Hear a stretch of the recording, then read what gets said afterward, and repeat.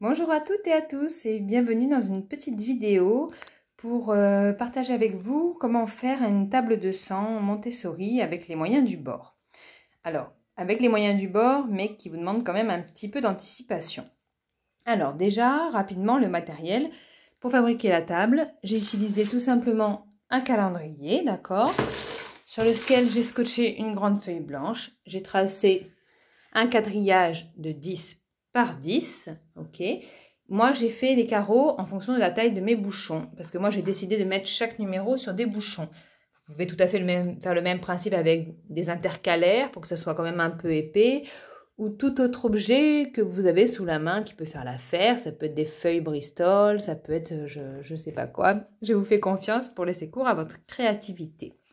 Voilà pour la conception, qui est relativement simple.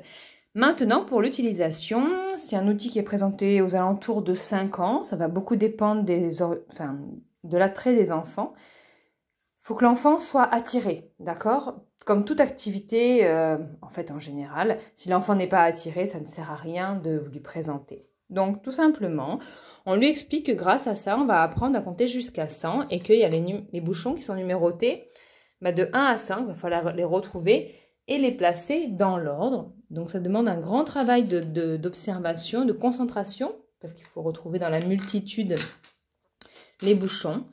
Voilà, et au fur et à mesure, on les place, d'accord?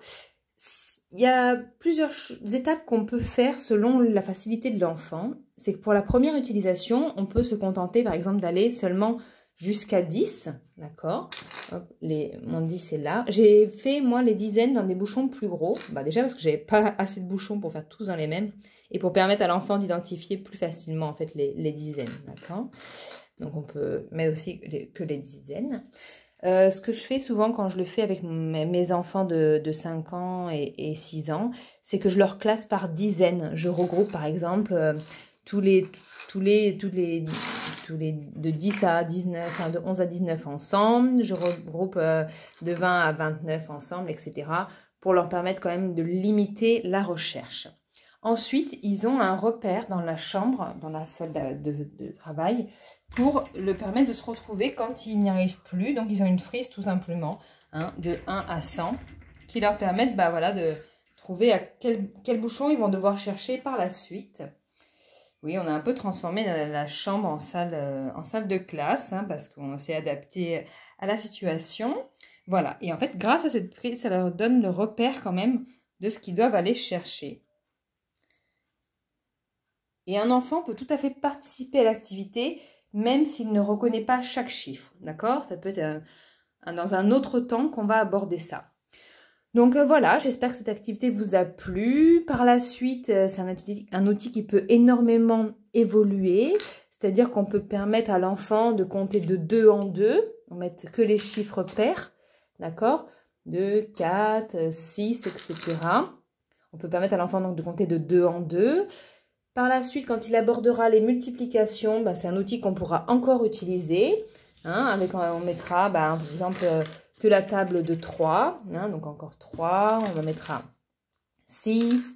On mettra 9. Je ne trouve pas le 9 spécialement. Il est là. 12. Et donc, voilà. C'est vraiment un outil qu'on peut présenter à l'enfant à 5 ans et qui peut être utilisé au moins jusqu'à l'âge de 10 ans. L'avantage avec cet outil que je vous propose, c'est qu'il ne vous coûtera absolument rien, à part un petit peu de temps de préparation et peut-être d'anticipation si vous n'avez pas gardé tous les bouchons depuis que vos enfants sont nés comme moi. Mais vous pouvez aussi demander à vos voisins de récupérer leurs bouchons. C'est ce que je fais quotidiennement. Voilà, toutes les idées sont bonnes pour faire avec les moyens du bord. Je ne suis pas du tout pour acheter du matériel très coûteux et du coup limiter les activités auxquelles on doit accéder. Parce que le plus important est que l'enfant puisse accéder au concept, passer de l'abstrait au concret et toutes ces étapes-là nécessaires à l'apprentissage des mathématiques en l'occurrence, mais pour tout autre apprentissage. Si cette vidéo vous a plu et que vous avez envie que je vous fasse d'autres présentations d'activités Montessori avec les moyens du bord, laissez-moi un petit commentaire et peut-être même l'activité qui vous donnerait envie et je ferai une prochaine vidéo. Je vous dis à très bientôt. Prenez soin de vous. Bye bye.